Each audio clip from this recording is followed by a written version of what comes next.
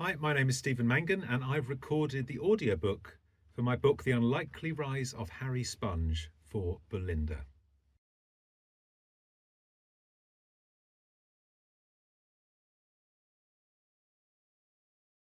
I think a few things happened at once. I had children of my own and was reading a lot to them. And my sister was an illustrator who'd become very successful in her own right. And she put it to me that because she knew I'd always wanted to write children's books. So a lot of things seemed to come together, and I'm very glad they did.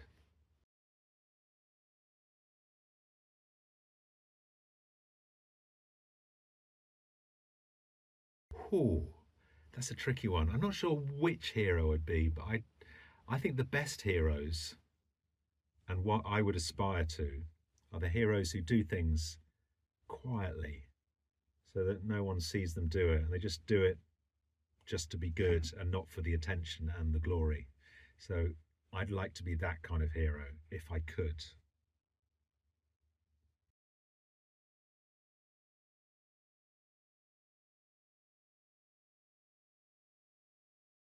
I love Huxley Beeline because he's so clever, way cleverer than me, and he's so logical, and he's fun because he thinks in such a specific way. He doesn't really understand how other people feel. He just understands logic.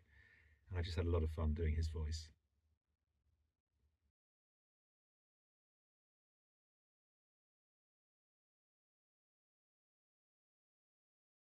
I'd be Rodney Dangertubes because I'd always fancy being a goat.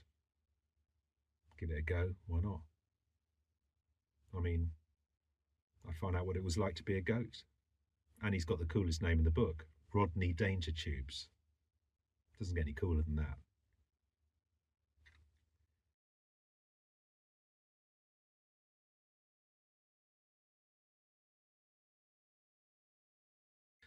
Oh, that's interesting. Well, I suppose, and it only occurred to me after I'd finished, but Charlie and the Chocolate Factory is a story about a boy from a poor family who enters a competition to change his life. So I suppose maybe in the back of my mind, even though these are very, very different books, I love that book. I love Charlie and the Chocolate Factory. So maybe that was working away in back of my brain.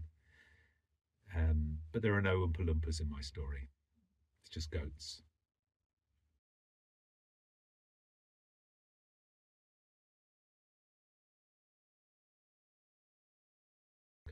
I listen to audiobooks before I go to sleep. I listen to them when I'm running. I run a lot. I listen to them in the car.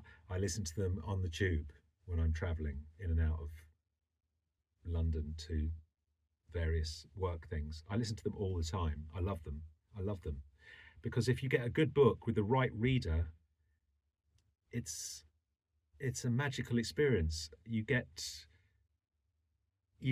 a whole other dimension that you don't necessarily just get from reading the book, because you get the imagination of the reader thrown in as well. So it's like good on good. It's like double good.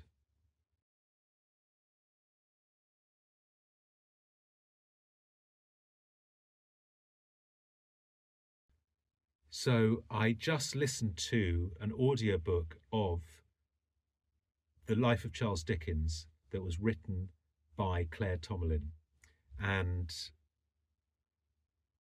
I really enjoyed that because, firstly, Dickens had an incredible life.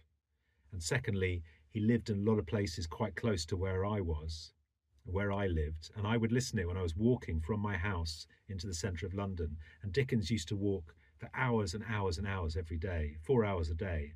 And I walk quite a lot and I run quite a lot.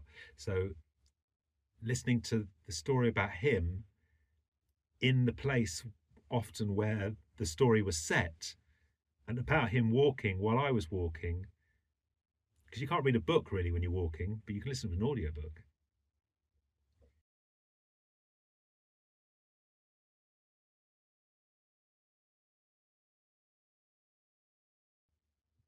That's a really good question. We have a little tiny library close to where I live, and my kids and I go in there quite often.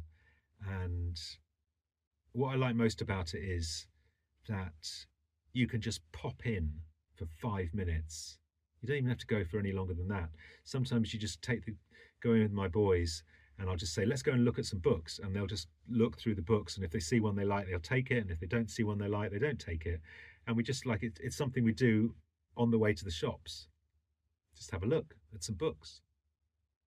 And I always sneakily look to see if my books have been taken out. Can't tell a lie.